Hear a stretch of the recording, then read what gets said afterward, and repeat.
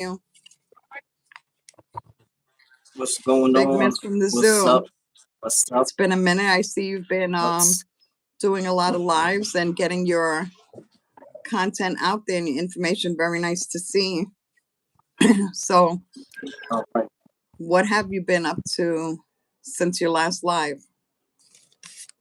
Uh, I've been jumping around on different channels, speaking to different prison content creators, like this young dude named Crime Talk 369. I've been doing quite a few live with him and speaking about different facets of Yes, jail, Sheena. county jails, stuff like that. And this is what I've been doing. I'm also starting a subathon on Big Miz from the Zoo page, and I'm just trying to build the channels, get things right. You know what I Okay. mean? Okay. Yeah, Are you getting a good response from your viewers? yeah, of course, Good. of course. Good. It's gonna be some people that come in that act a fool, but like I don't want nothing different from them. A Okay. fool gonna act a fool. So Absolutely. yeah. Absolutely. Well, I have a handful of questions as usual, a little bit different than the last time, hoping that I can strike a nerve maybe and dig into that deeper part of you when it comes to what life in prison was like. Ready? All right, shoot. Okay. Would you say being incarcerated is more psychological or physical, or psychological than physical? Psychological then physical. Um, well, when you get incarcerated, your psyche is with your physical. They're one and the same. This is the same body. So you're getting locked up, your mental is getting dealt with, and your physical. It does not separate, and it's not entering like an institution in intervals or at different times. You're walking in at the same time, and everything is on you at once. It's all about what breaks down before the other. That's all. That's how I look at that. What's going to break down before the other. That's an interesting perspective because most people would say it's one or the other, but that's really interesting that you put it that way. Um, what does do you think you were more damaged psychologically or physically? I never took the chance to exercise my right to figure that out, which one is greater than the other. I Hmm. just know that I had to put special care into both. Can And you just touch on a little bit on that? when it comes to the physical coming into the jail, it can be about your dieting, the things that you're eating that they're feeding to you that might not be good, that's not digestible and stuff like that. You gotta bypass it and just leave it alone, no matter if you're hungry or not. If you are getting some type of funds, and it's good to try to substitute certain things for the things that you're missing in the chow hall, and to exercise, and to have a good sleep pattern. Make sure that you're not like leaning certain ways to put more stress or weight on certain parts of your body while trying to conform to a very, very thin mat as your bed, and then metal right under it. Because you went, okay, your Yeah, I don't screen know. has, The whole screen just shut off. yeah. Um Okay. Sheena, can you when you screenshot this page for me, please? Sorry to interrupt you, Miss. Go ahead. Continue. uh when it comes to laying down or whatever, on these beds and stuff like that, you got to make sure that your body is not just riding on the metal all the time, because that can also do something to you in the long run.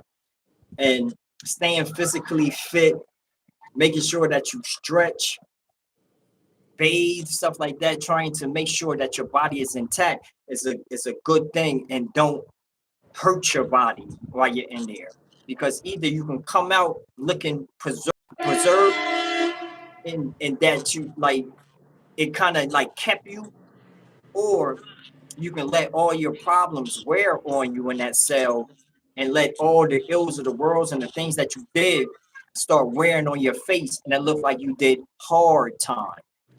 And that's where the mental comes in, when you're in these cells with these four walls, and you're laying back and you're allowing yourself to go back to the situations of what you did, whether you're thinking about it and saying that you feel bad about the situation, you are sitting there with a lot of regret.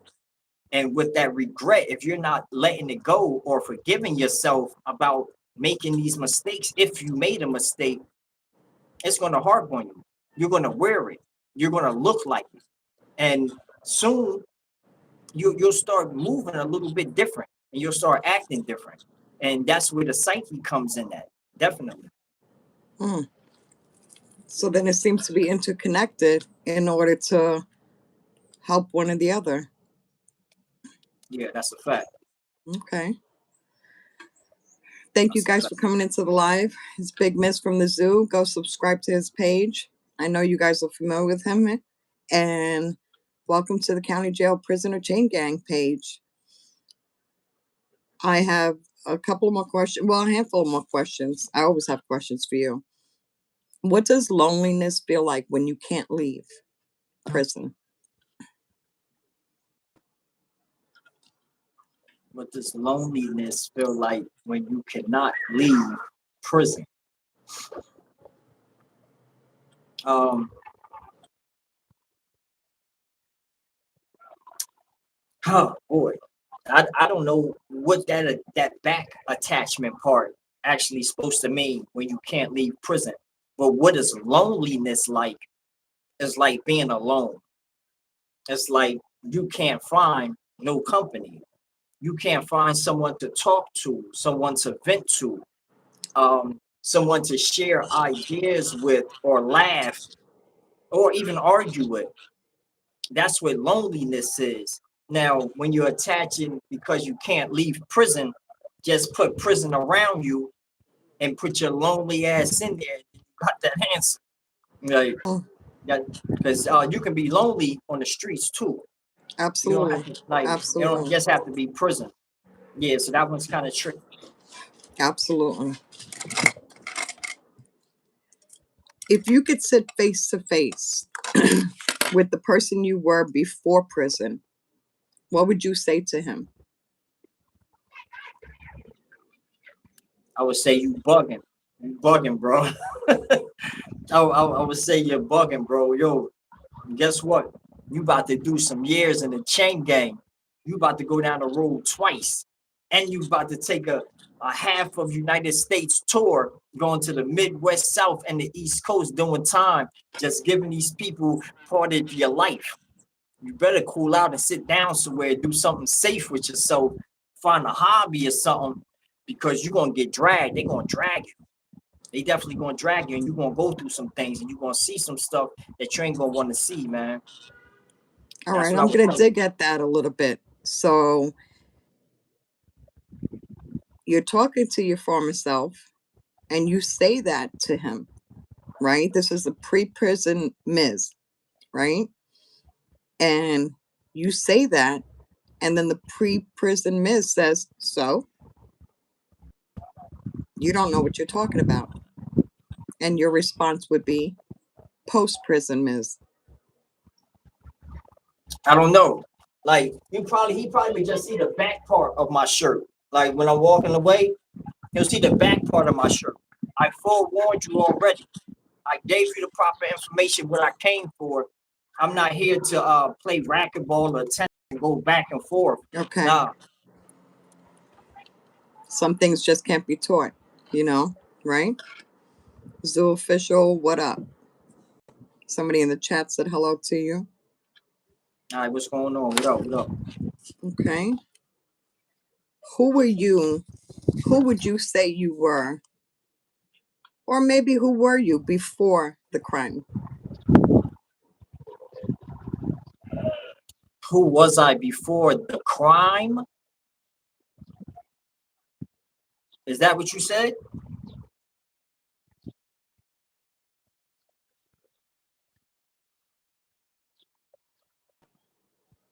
Hey, I don't know why that keeps glitching like that, but I'm not sure if you heard the question, but I'll repeat it. Who were you before the crime? Yeah, I heard that. Um, Before what crime? which Let's go. which Let's crime? go with your Which one? first one. My first one. Mm-hmm. Who was I before the crime? I I don't know. I was like a 15-year-old kid before the crime. Okay, and what was that 15-year-old? What were you going through? What were you thinking? What was your direction? My direction was towards the school. What was I thinking about? Skipping. And um the crime, I guess, started a long road of rebellion and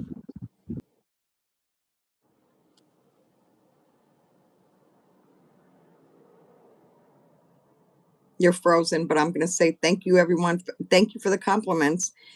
Um, there's 15 of you guys in here already. Whatever, go hit the like on the top of the page and help support the live. I'm not sure. Today seems to be a crazy day with internet connection and the lives, but I'm here. I'm 7:30. Everybody knows who I am, and doing an interview. hold Big on Miss just a from the minute. zoo. Okay.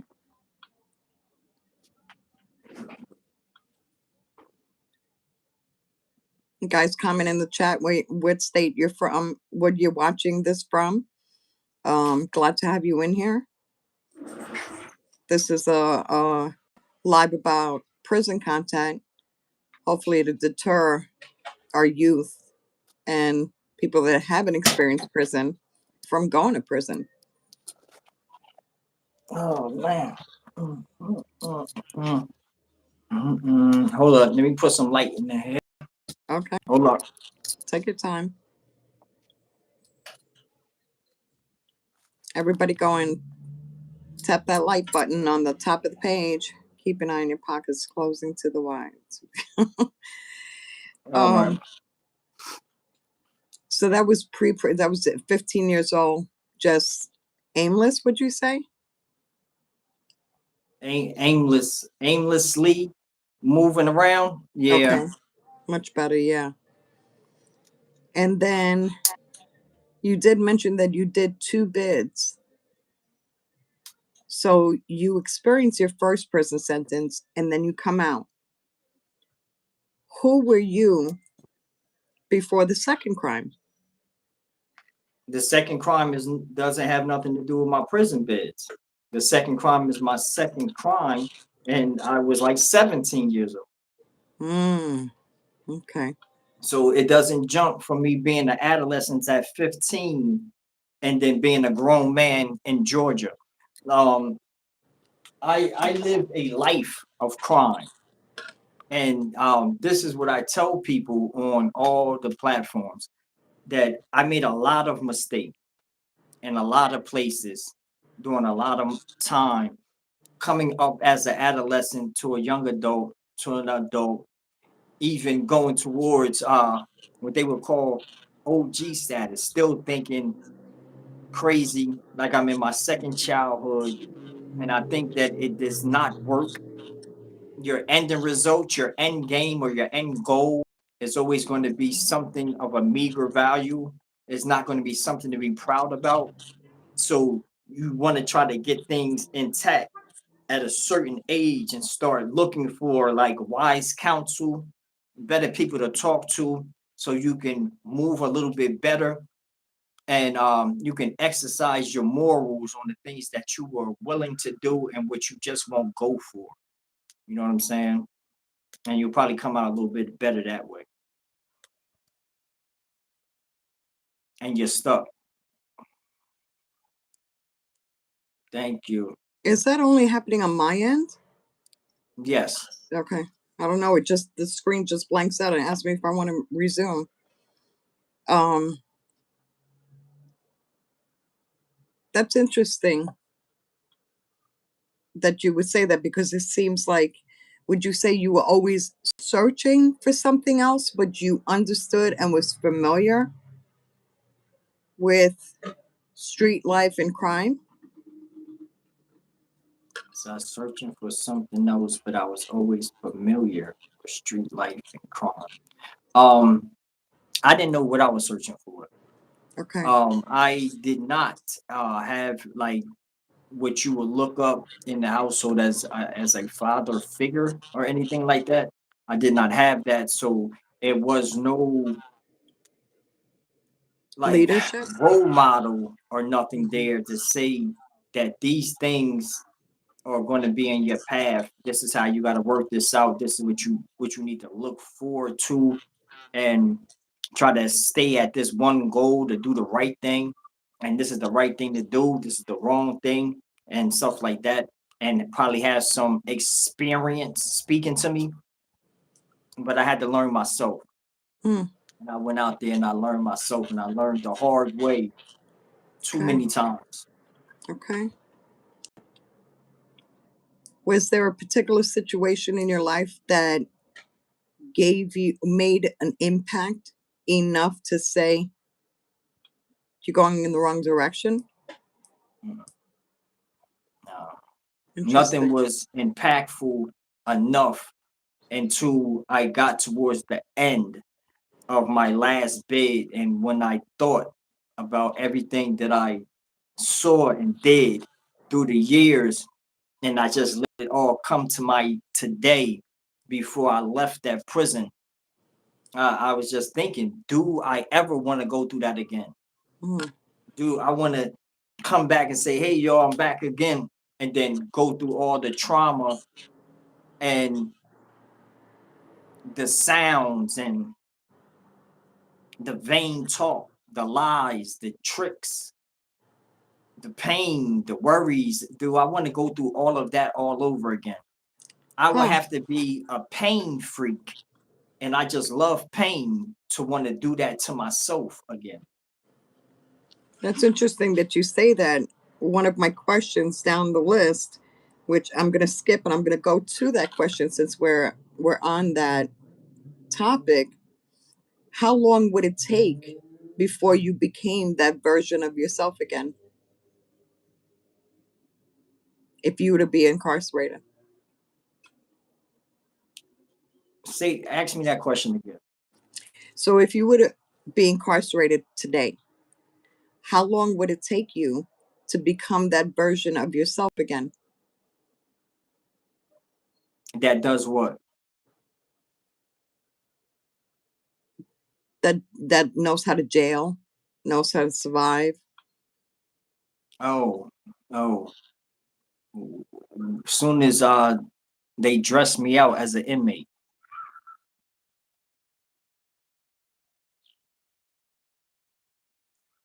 Do your screen. Your screen is messed up again.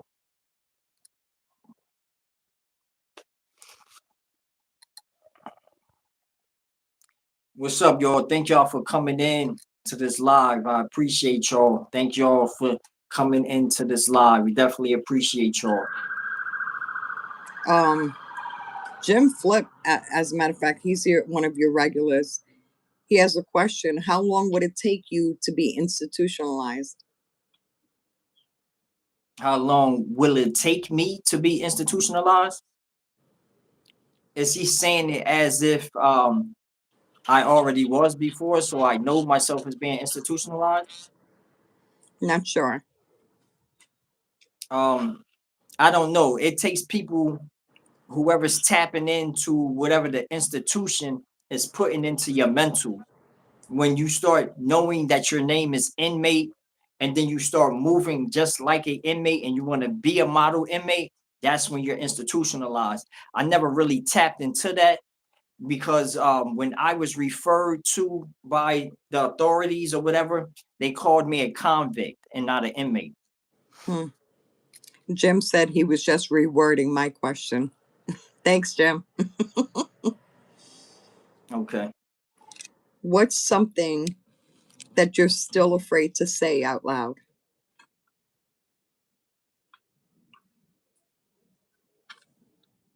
What is something that I'm still afraid to say out loud? I never said I was afraid to say anything out loud, so I would say nothing. Nothing comes to mind. And that's fair. That's fair. Did you ever, um, in prison, did you ever test someone just to see if they'll break? Yeah, I'm pretty sure I did. Can you I'm pretty reflect sure on? I did. I Okay. did some testing of people, and it didn't turn out good for me. Like I did some testing people, and they broke me. So it's not a thing of you always testing someone to see if they'll break. Like they can get to their breaking point, you don't know, and then they lash out and start going crazy on you, and then you find yourself blocking and stuff like that. Like it's like, but I'm pretty sure that I did do some testing, not no cell gangster stuff where I'm behind a glass and I'm yelling doing this. No, Mm, I okay. had to be in your face type of thing and trying you to see what you're gonna do. And some people did a lot. There's a question in the chat. Mike wants to know, did you go to jail for murder or for drugs? Aggravated assault twice.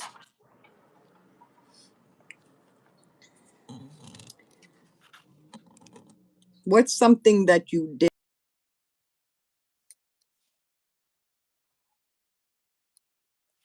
You have some amazing poses.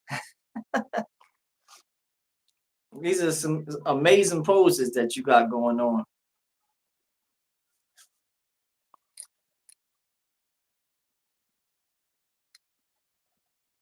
I guess she's fixing the camera and she will be back on here. And one momento, your I bet you YouTube's trying to probably do an update while we're on live of all times. I don't know, but you doing some amazing still frame poses. I know that. What's something you did you can't justify anymore? What's some things that I did that I can't justify? Thank you, Brian.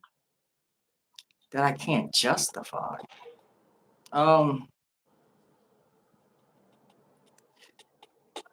I don't know. It can't be like the crimes that I did or whatever, because anytime that I went to court, I always said, Judge, I'm guilty for what I did. So um, it won't be that. Um, hmm, It's more pertaining to your lifestyle within prison, within the prison or prisons. that I can't justify no more. Hmm. I'm gonna say this is how I'm gonna approach this. I'm gonna say bringing anything from inside of the prison with me and using it out in the street in civilization, and saying that it's justifiable because I was in there, that since I was there and they conditioned me this way, this is how I'm going to treat y'all out here. Like, nah, I don't think that's a justifiable mean and something that you can use to say, yo, I'm going to do this to people. I'm going to act this way. Or I'm going to have these type of mannerisms and stare you down and be tweaking, or want to just pour you out, pulling out knives to choose to fight you that way because I did that in prison. Nah, Mm, I think that right there. that's it's a lot. Yeah, And that's it. I guess another question that I have that kind of connects with that. What part of you didn't survive prison? What part of me did not survive prison? Um, the part of me that will come into a cell and be dancing and laughing and all that, or coming up with jokes and be like, yo, and be laughing to the point where my stomach hurt or I'm crying and stuff like that. A good laugh. Nobody was getting that part of me as a person. That's why I would always tell people that prison or the chain gang, I'm going to keep on going. Okay. Prison or the chain gang changed me to be somebody that I actually did not want to be. I was a different person. If you pulled up on me and you was from the streets and you knew me from the streets and you caught me down in the chain gang down south, I was moving like a savage. I moved kind of crazy. I did less talking, more action. And if I was smiling about something, it was not good. So this is how I was, and basically that's that in a nutshell. So Okay. Okay. What's the closest you've came to breaking completely? Or did you? breaking completely.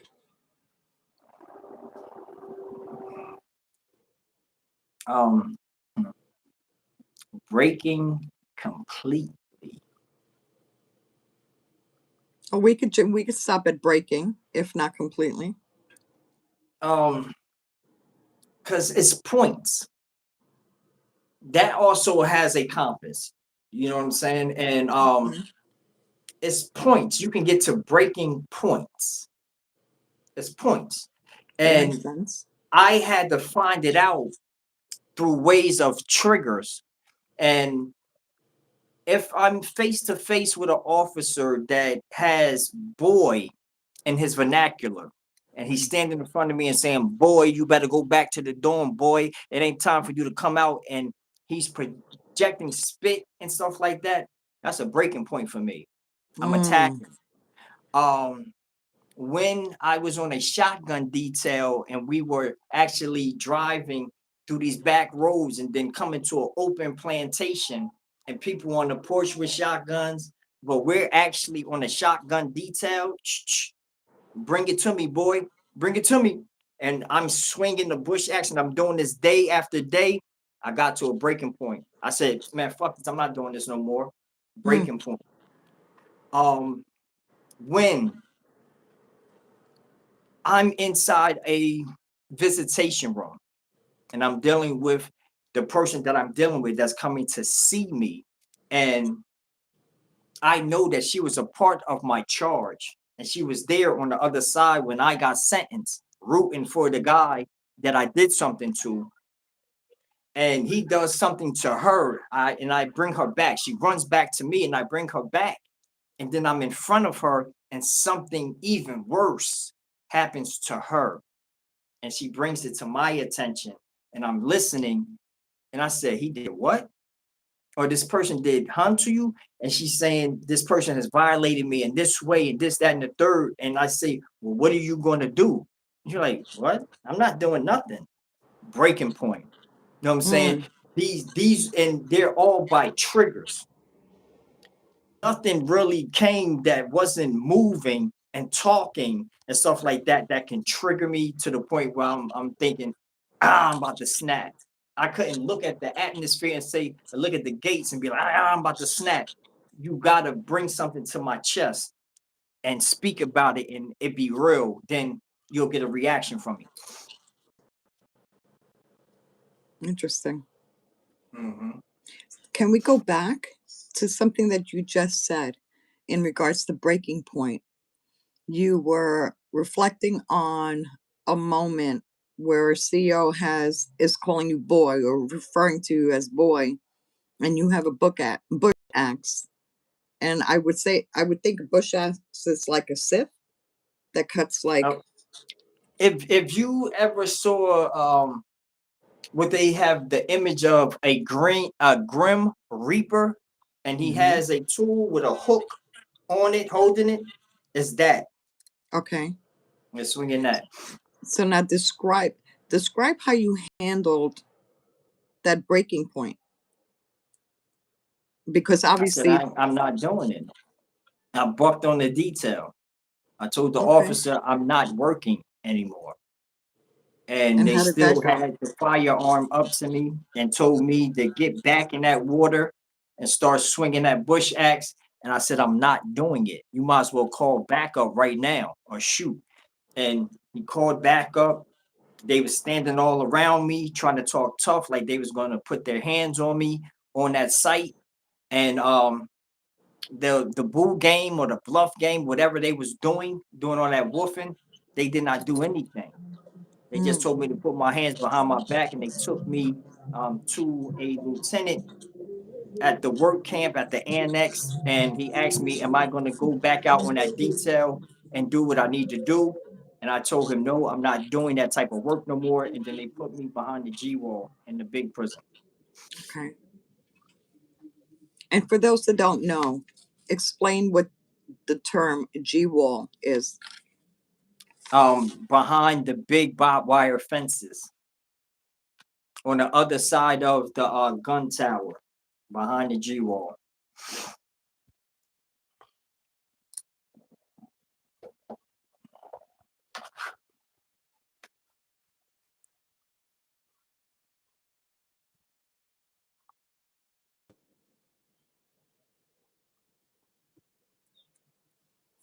I'm You're sorry, I yeah. don't know. Yeah. Um, let's see.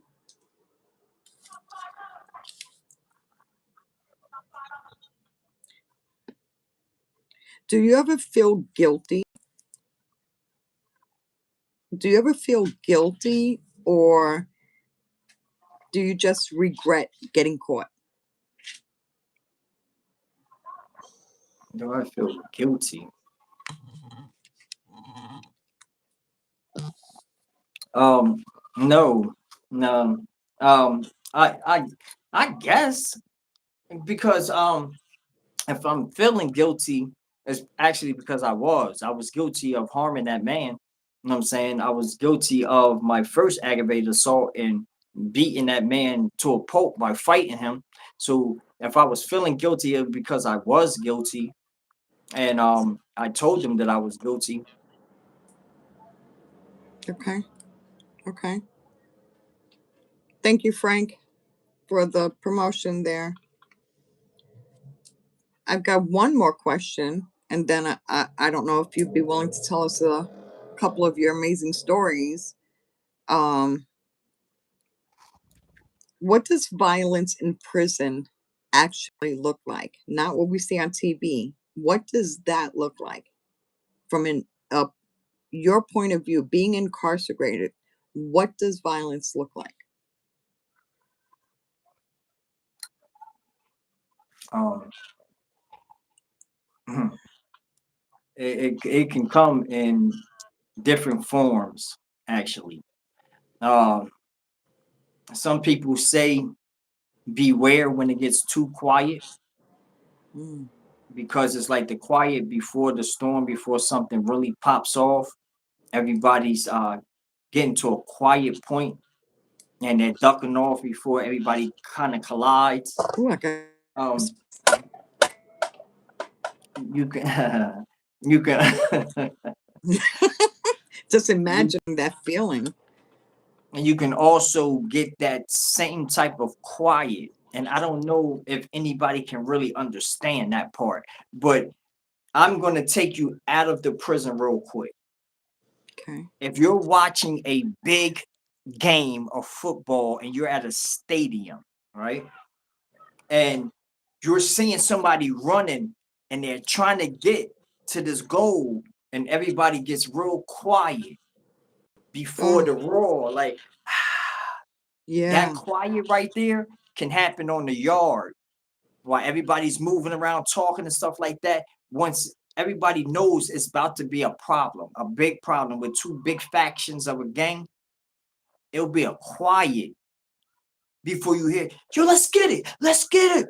And then they're going and you hear things clashing towards each other, hitting each other before they get it into somebody's body, their neck, their chest, whatever like that. And they're going to go in with this adrenaline and they're going to rock out into that situation is all the way done. And they feel that they won that situation. and they're going to continue until they get stopped. So yeah, definitely that.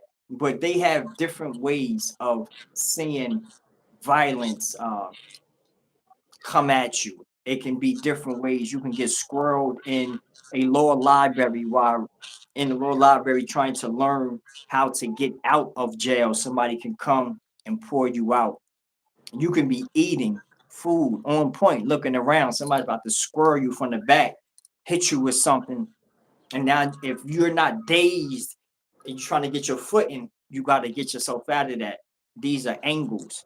Like you have people that do people wrong in visitation, come back, and you're walking to your cell. You got boiling water in your face with a magic shave. Now your face is coming off. Like it's different ways that this can exude. So you really have to be more than having your head on the swivel. You might have to do the exorcism, turn that all the way around Sounds while you like it. walking. Like Oh real talk. goodness. Mm. And is it? I mean, it may sound foolish to ask this question, but is it guaranteed that if you defend yourself, you're going to get in trouble, or is there a kind of standard ground? Can't imagine standard ground in prison, but self defense, or I mean, Whoever's involved, if they find out whoever's involved, you're going down. whether you were the victim or not. Whoever's involved. Interesting. Guess it says a lot. Yeah. Yeah. Whew. And it's whatever, they have a reason for that. I never tried to find out the reason because I never was on that end where I was getting beat on and then I had to go to the hole. So I don't know why, but if I ever had that happen, I would have wanted to know why. Why am I going to the hole and I was the victim? Like, Gotcha. Which is clearly saying that you've been to the hole because you were the aggressor. at times, definitely at times. Yeah. Yup.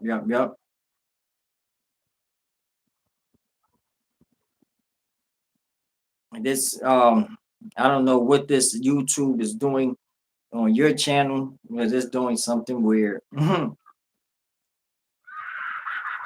don't know what's going on here. I don't know what is going on.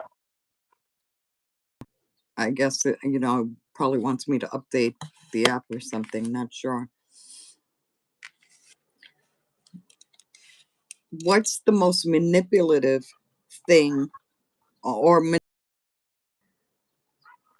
tactic or strategy you've seen someone use to survive in prison? Um Boss Loke Dog. Boss Loke Dog. He was a GD, then he was a Crip, then he was a Blood. He manipulated and kind of infiltrated all these three factions of the gangs from the county jail to the chain gang. And they found him out at the end and they beat him real bad. But I remember the day that I got released, he got released at the same day as me. And his people was all out there like, yeah, and saying that he just got through that. Yeah, you stomped through that and all that. And I turned to him before we got to our people, and I was like, Dad, what's going on, boss, little dog? And he knew exactly what I was talking about. He was a master manipulator, and he manipulated stuff just to get through. Definitely, but it could have cost him his life. Would that be considered being a fraud?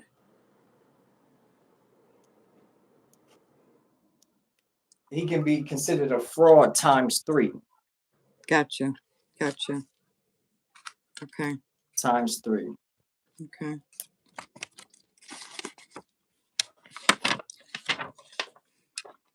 Can you tell me one of the worst things you saw in prison?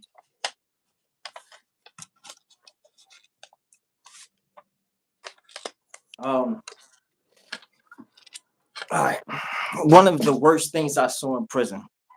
Now, this might come to some people as a surprise that I might say this because I am Big Miz from the zoo. I'm always talking about wars, people getting poured out, hearing grapings through the wall and stuff like that.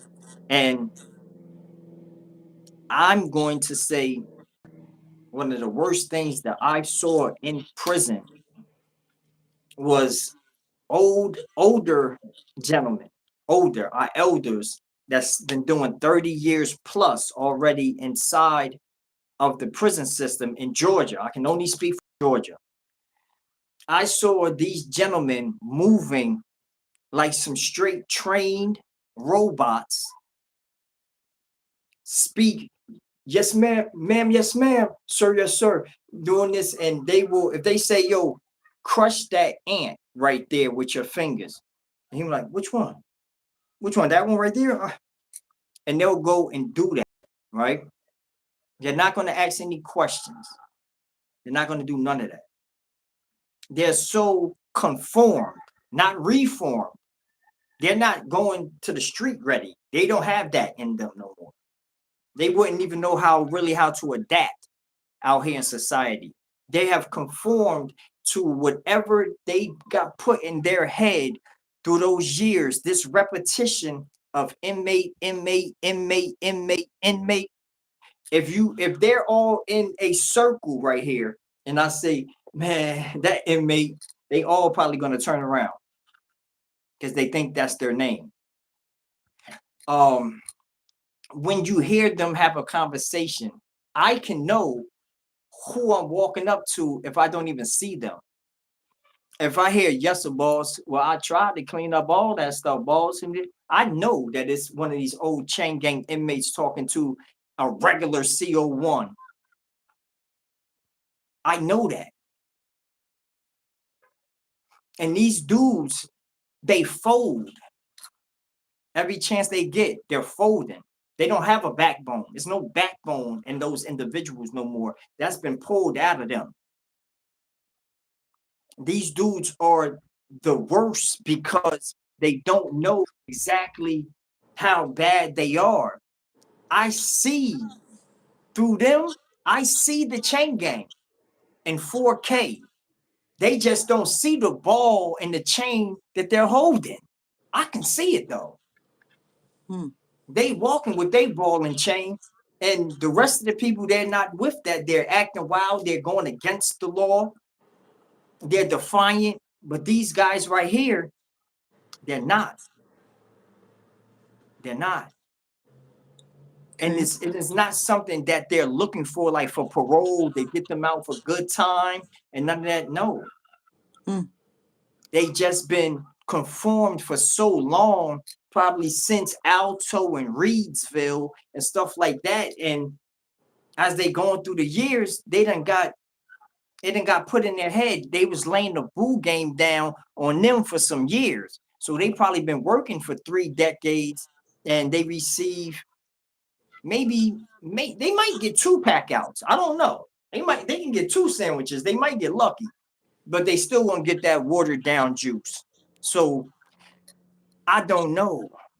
Like I would look at that as the worst thing because all I see is a shell of a person when they talk and they say, "Oh, nah, my mom and them done died like back in early 1996, and oh no, my daughter, no, she don't call me no more, man. I don't know." And then they start the rocking and stuff like that, and I'm looking, I'm like, yo, so y'all really just y'all in here. Y'all So don't got sad. nobody, y'all don't got shit. And really, if they put it on the wall, they'll come out, look at that wall, and say, oh shit, it say shower at 8. And they'll go run, they go take a shower. But these motherfuckers gonna go back to that wall and read what number 2 say. And if it say get dressed, these niggas, they gonna get dressed. That's deep. That's deep. Yeah. That's deep. Somebody has a question. is it possible? Frank Rice is asking, is it possible to get clean, nutritious food in prison?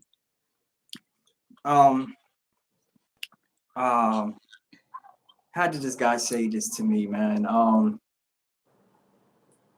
This guy he had a yamak on his head. He was Jewish, and I remember they called his name while I was walking up to get a tray, and they was giving this dish, this black dish that had some plastic over it that he got to open himself.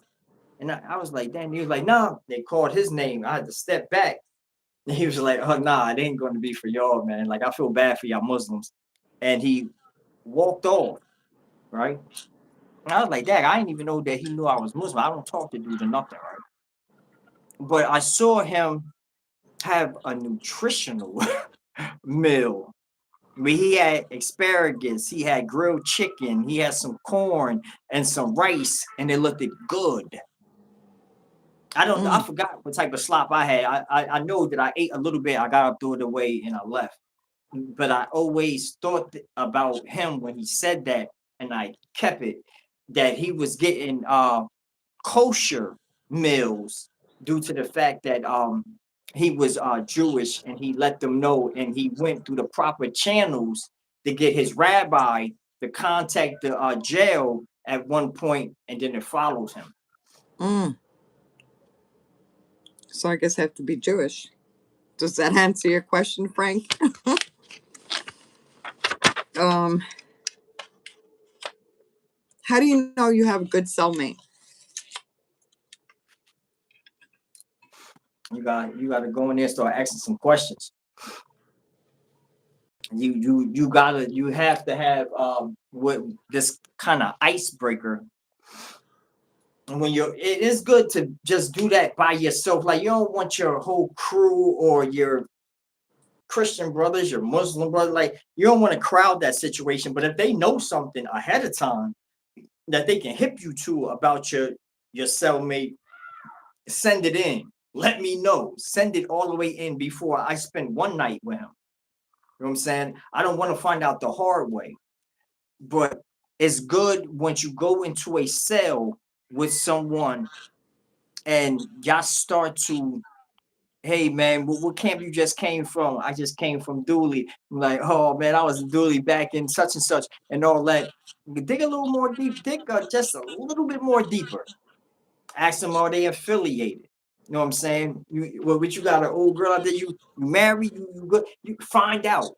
Touch these surfaces. You have to, because you might be in the cell with someone. I'm gonna just say that someone you don't want to be in the cell with. That's the Anthony safest thing to say. Reed. Anthony Reed in chat says you got a good cellmate as long as he is not a snitch or a chomo. No, that's Okay. not it. Um, I had a roommate that was a very childish young man that liked to play a whole bunch of games. He was a gang member, um, always antagonizing the other gang when we locked down, yelling out, "Yo, fuck y'all Crips, fuck y'all GDs, this, that, and this is blood, bitch, blah, blah, blah, blah," doing all of that. He wasn't no chomo and he wasn't a snitch, but I watched him bring so much heat to my cell. Up in the morning, he's laying down, still knocked out like a baby with his young ass. I'm about to go for Fajr prayer, and I'm offering wudu, splashing water in my face, and these cats done ran in. They done ran in. So what you talking about, folks? It's on me right now.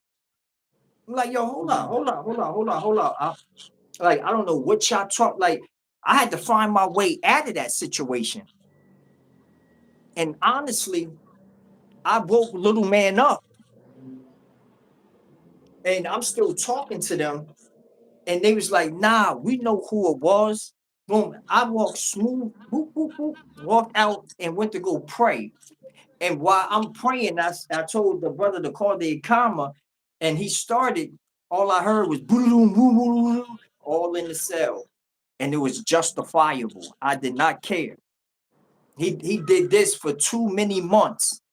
and they was always looking to see who it was, and they was gonna pop, they was gonna do this, and he thought he was getting down, throwing up them big B's and all that, playing games, and he was one of the worst cellmates that I had, one of the worst, because I always know that I had to be on point dealing with him, and he wasn't a chomo nor a snitch. He played too many games in jail, and that's where the chain gang lesson came in at.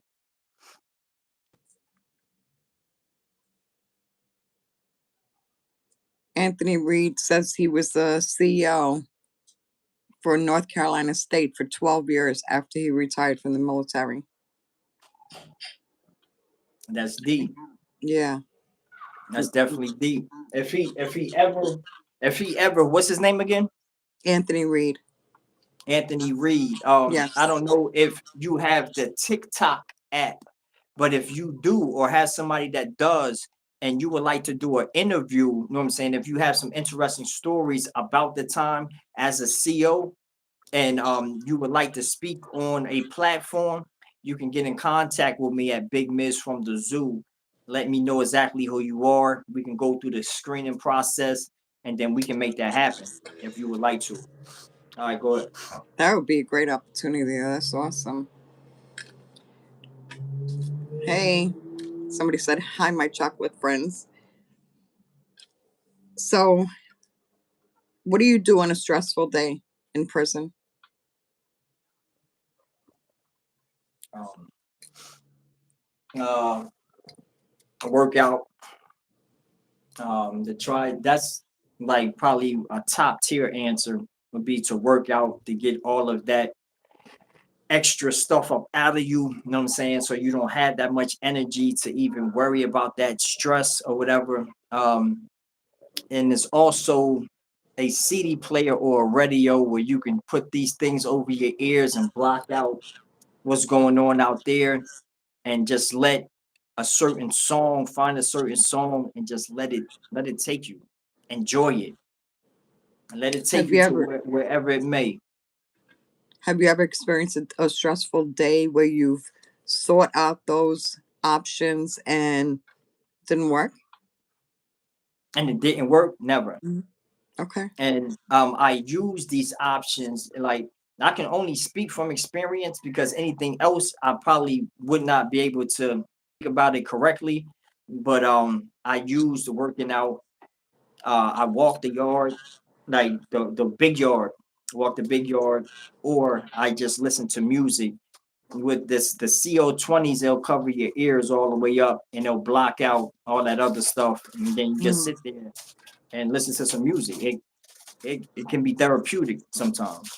I noticed you were on a fitness binge not too long back. I saw that in your video. So, do you keep up with your physical activities to de stress or just for Um, wellness? no, I didn't. I had a break due to the fact that I had a medical condition. I got a flare up, and I went to the hospital and stuff like that. Right. Can't be We working saw out in that. those conditions. And I'm glad you're doing okay. Yeah. That's good. TJ says, salute, Ms. You have a lot of fans in this chat. What's going on? That's the Zoo fan. What's going on? How you? How you? Anthony says that he came from the old school inmate and convict. There's a big difference. The young ones and short timers give the problems. Do you, as a prison content creator, what do you think the hardest part is? Getting people to believe the truth. Hmm. Um, Getting people to see the big picture is easy to get seen. Like, it's getting people to believe that a crime can come to you. You don't got to do the crime. The crime will come and do you, and then you'll be wrapped up in it. And trying to figure out how to get out of jail once you get there. Hmm. Do you think that your approach is working? Or is that something that you look for in the approach that you're using from the audience? Does that make Um, sense? Is it the way that they respond? Is it how they reach out to you? um, hmm. Only the people that are receptive to correct information or correction. Everybody is not good with correction, and it stems far back from wherever, however they came up or whatever. And some people are going to be a little bit harder to speak to about it because they're not going to receive it well, because it seems foreign to them that somebody is giving them wise counsel or giving them good information or telling them, yo, go this way, you should go this way, or watch out for this. They'll even think that's a trick, or they take it as a joke and play with it until they find out. And for me, experience was the best teacher, and I experienced a lot. And I be trying to forewarn people before they have to go through it too, because some people come through it, yeah, they get through it, but they had the scars, you know what I'm saying, to prove it. And I'm not trying to go Absolutely. out like that. Uh, Shed light upon darkness. Some people get offended or lack of understanding. Absolutely. Absolutely. For the record, I think I asked you this one time before, but I, for the record, when did you actually start doing prison content? Um, my first interview was in like 2009 when I interviewed a family member that's in the chain gang right now. He's still there. I interviewed him in 2009, and then like I didn't think about talking about myself and all that. I was focused on them in the inside, and I was trying to contact my other friends that I am in contact with now. But it took some time, and then I jumped back into it after I went looking around and I saw that people were actually doing this and it was therapeutic to them. So I tried it, and yeah, it works.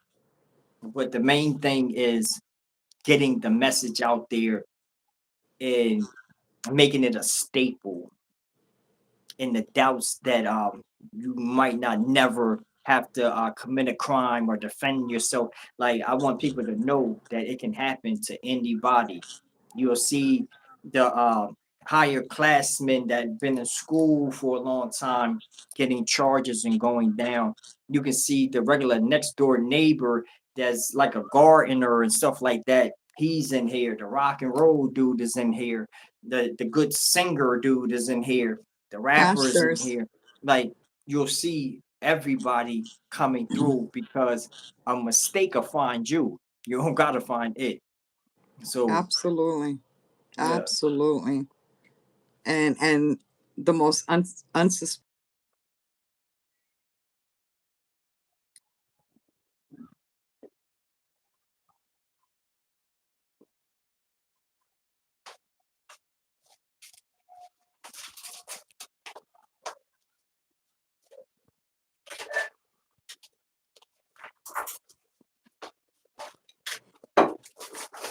Anthony Reed says he lives in Medellin, Colombia now. These prisons in Colombia are inhumane.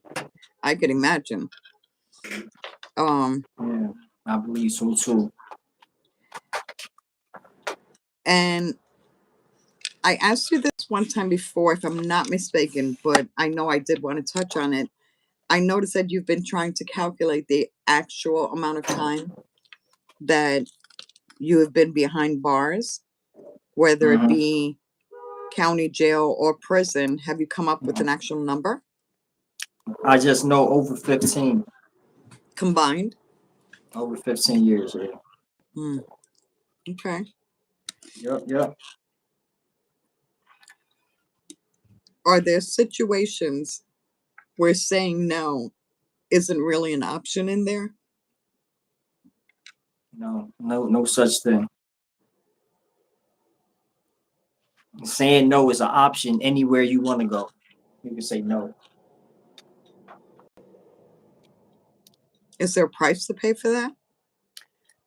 It can be a price to pay for them, and it can be a price to pay for you. It depends on how you're going to like carry yourself. Okay. Like if I say no about something, like and you saying that, oh, it's gonna be a price to pay for you saying no about your stuff or your body or your sanity, man, please. Everybody move around. Shed light upon darkness said, blessings to you both. Great dialogue. I appreciate that. I pray God be glorified in this. Absolutely. Okay. And then Smith, 11Q, how did you process and reconcile your emotions and any feelings of guilt after all these years? Do you believe the system failed in certain areas? And what changes would you All right, advocate? how many questions was that I just now? was reading Because the entire thing, realizing that it's two parts. So I'm going to go back. How did you process and reconcile your emotions and any feelings of guilt after all of these years? um, I process everything before I go to court and tell the judge that I'm guilty. I'm trying to make sure, was I definitely in the wrong? Could I have stopped that situation? And a lot of times I could have took myself out the situation and it wouldn't have been an issue. So that part of processing it, I got that down pat. Um, Feeling remorseful or guilty, I would always say to the judge that I am guilty. If I'm guilty, I'm saying I am guilty. I actually did that. And I tried to give with explanation to see if they would understand. And a lot of times they did because it wasn't me doing some bugged out heinous stuff. But for the most part, I try to do that so when I go down the road, I don't feel like I got railroaded and I don't want to walk around with regret. That's like the weight of regret is too heavy for me to carry every day. So I didn't want to bring that with me. Okay. Ready for the second part of the question? What is it? And thank you guys for putting the questions in the chats. It's really great. And Ms. loves sharing his experience with you guys and, spread the word, share the page. Do you believe, Ms., the system failed in certain areas? And what changes would you advocate to help others? Um, right now, I'm trying to figure out a way and Thank you, Smith. what type of position that I would need to be in to help throw some ideas out there on how Georgia Department of Corrections can start paying some of the inmates for their labor and also find better programs of active change upon release for a complete reforming programming them to get out. And I think motivation for change is definitely in need. And I think they need to implement that for people that's actually trying to acclimate themselves back into society, bring them out of these wild dorms where they call the thunder dorms and know that they're short, bring them into a dorm that's everybody is thinking the same way and moving and trying to get back with their family. I think it would be a more, should I say, well, less violent dorm and more people really focused on leaving than trying to stay or pour each other out and do all that type of stuff. I think that they need to put programs in where they're not in the dorm with each other, looking each other in the face all day, where they think, yo, let's gamble, let's go do this, let's go do this, or they're tired of seeing each other, where somebody will get on your nerves to the point where you want them gone. I'm not sure what this means. It says accepting accountability, dud 892 sent 100. So I'm not sure exactly what that means, but I thank you so much. And thank you, Ben Backpack. Um, Jamal Banks wants to know, what state are you from, Ms.? Jersey. Jersey. Jersey. Shed light upon darkness says, wow, I respect that.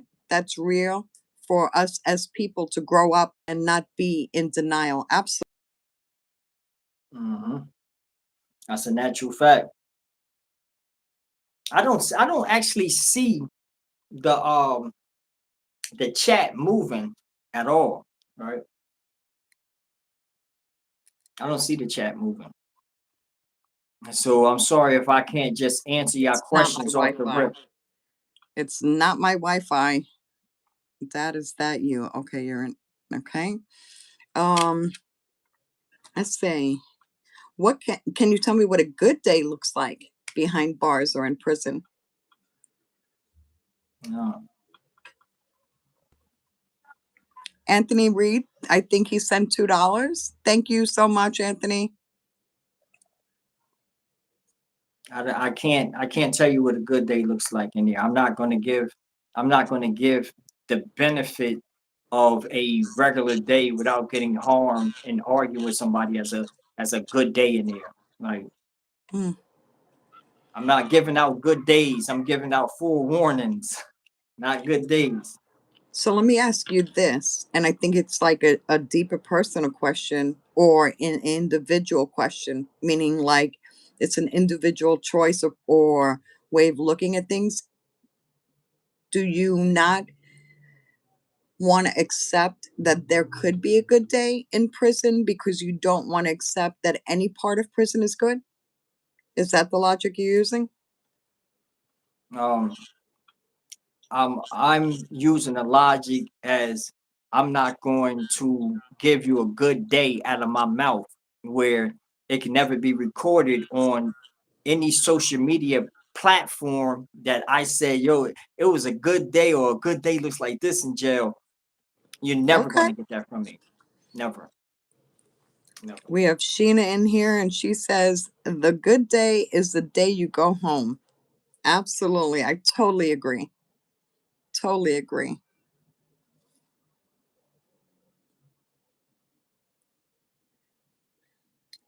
The good day is the day that you go home. Yes, yes, yes. That's what Sheena said. Um, let's see. We have a couple more things in the chat. Let's see what we have.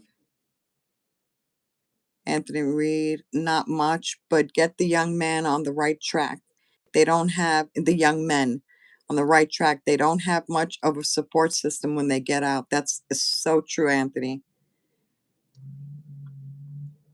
Prison ain't no good days. Okay, let's see. I had a couple more questions for you, but I really can't wait. Hold on, just a minute. Just a minute. For the people that's in the live right now, while y'all here, can y'all please do me a favor and subscribe to this channel? Everybody that's here, it is free of charge. Y'all just press the subscribe button and subscribe to County Jail, Prison, or Chain Gang. Do me a solid and everybody run and subscribe to the channel and let us know in the comment section that it's done. Say, I did it, it's done, subbed, whatever you need to use. But let me know that y'all subscribe to the channel. And thank you very much. I appreciate y'all so much and I love y'all. Word up. Thank you for that. Thank you for that. I appreciate y'all. Thank you. Thank you. Thank you, Court Off, Stan. Do we have any other questions from the chat before Ms. blesses us with one of his stories? Thank you guys so much for subscribing to the channel. I really appreciate it. I'm hoping to have other content creators or interviews coming up, but Ms. is the top. Never a good day. Some better than most. Absolutely, and that's life, right? Um, but the freedom to walk out of your door whenever you want to is way different than prison. You know, that's like saying there were good days for slaves.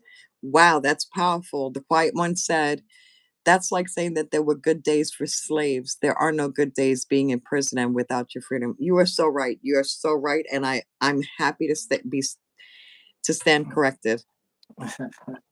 I'm corrected. Never ask that question again. Thank you, the quiet one. I shall be quiet.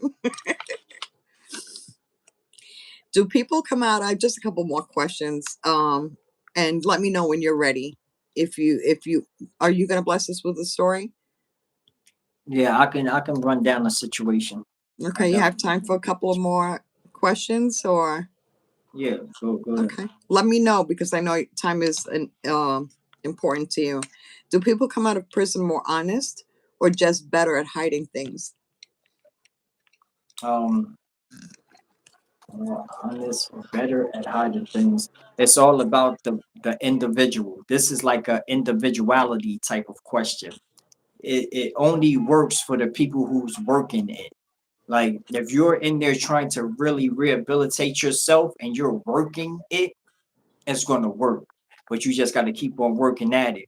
And you just might be a little bit truthful when you come out because you'll see that it's not a thing no more. You took that fear spirit off you and you're not scared to tell somebody the truth and you don't have to lie to them anymore. But you got to work that. That's something that got to be worked on.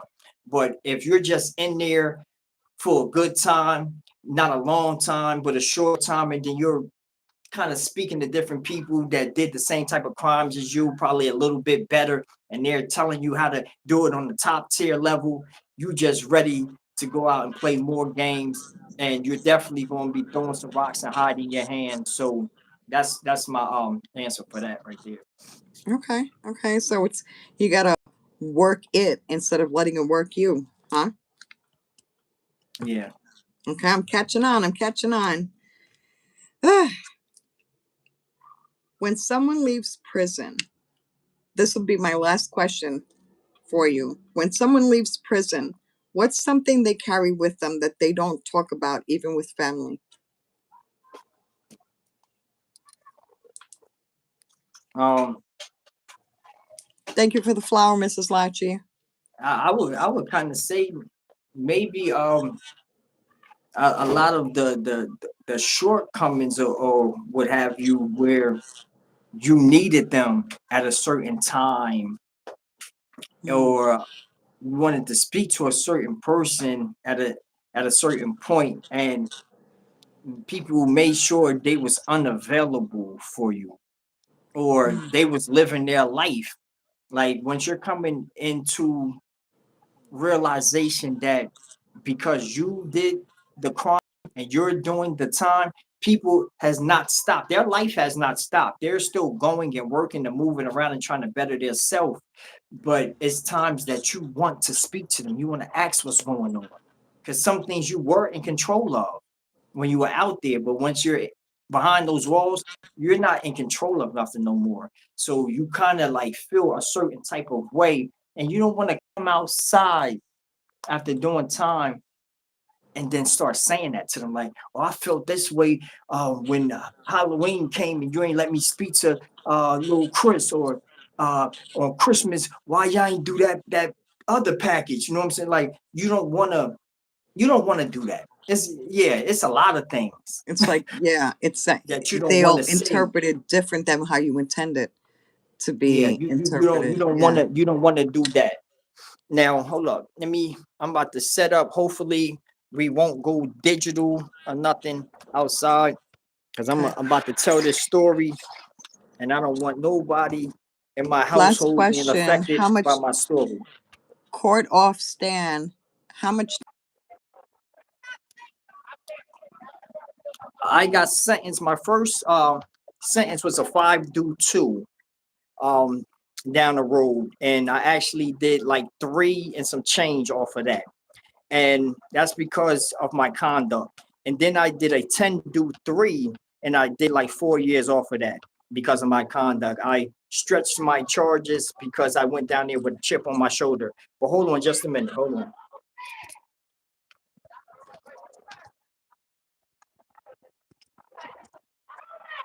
nice chat? I know YouTube's playing with me and probably wants me to update the app of all times, right? Um, subscribe to the channel. This is county jail, prison, or chain gang.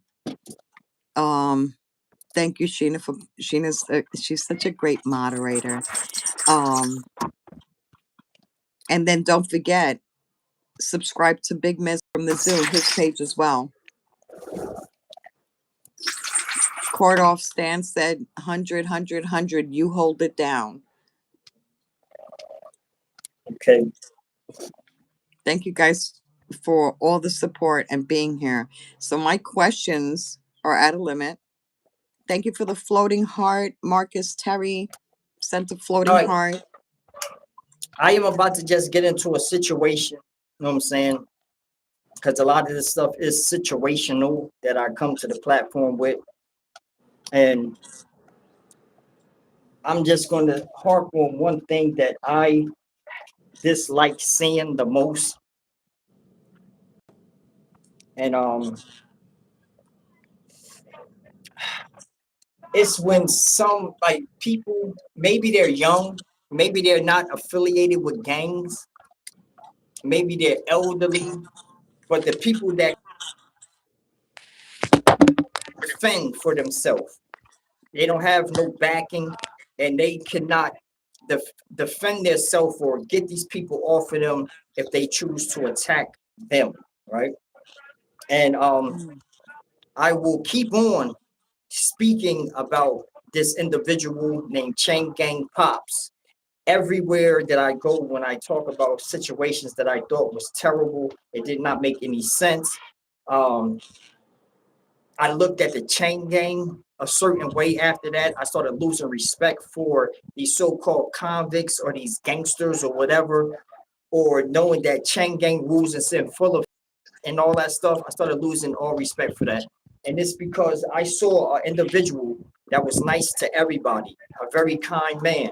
He only told you good things. He only brought good report. He wasn't a bearer of bad news. He always looked where it was a need for something and he helped in that situation. This dude would take his last and give it to you, or he would split it so y'all would have even type of thing going on. But he was always with the hand that gave and never the one that tries to receive something. And I saw this individual go to the store one day, and this man he was probably like 69, might have been 68, 69. And I remember he was going out with two net bags to put all his food in. And I know for sure, 100%, that when he came back to the dorm, he already had people in sight before he left that he's going to come and bless them. They don't know because he never put it out there for praise for the people. He always did things in secret. And I watched him filling these bags up, and he's happy. He's talking to the girls in the store. He's saying, "Hey, how y'all doing? Hey, what's going on?" And he's keying and saying his little old man jokes to them to get them to laugh. And me and my roommate are a couple people behind him, and we're inching up trying to get our store called. But when I watched Chain Gang Pops walk down the walk to go back to our dorm, I noticed it was a couple of the new guys that had just came to the prison that were all I'm going to say they were all blood gang members. Like, I was not going to say it, but they were all blood gang members. They was young dudes. They had life sentences. Probably one of the lowest had like 30 years. I think Outlaw had like 30 years or whatever. But they waited for him to come down the walk where he was kind of like out of the eyesight of the CEO that was running the store. And these dudes got him into like a triangle. They split two, and then one was walking straight up to him. And the one that was on the right side went behind him, grabbed and cut one of his bags. His food fell out, and he's trying to get his food, and he's asking them, why are they doing this? And then they proceeded to pouring him out. And what I mean by pouring him out, they proceeded to break out these knives that they were clutching, and they started stabbing him in all different directions. He tried to block, but blocking did nothing for him but put holes in his arms where he started to bleed out.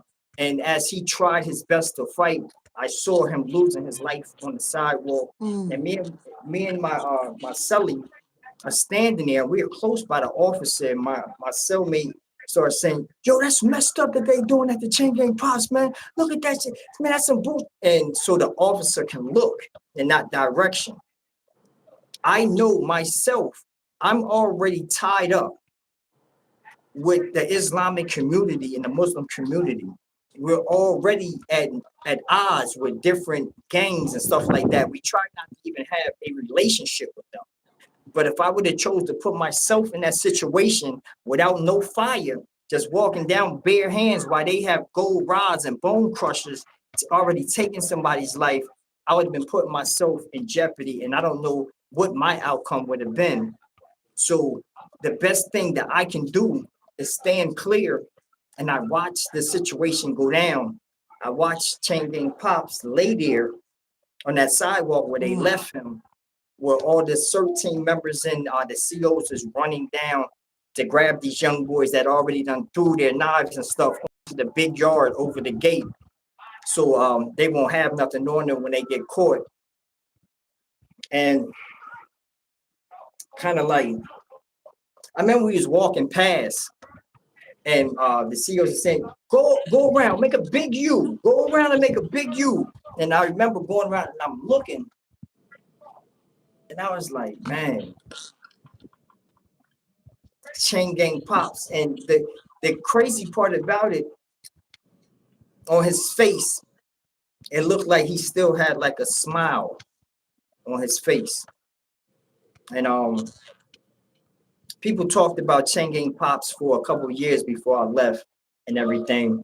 And that was one of the most senseless situations that I saw.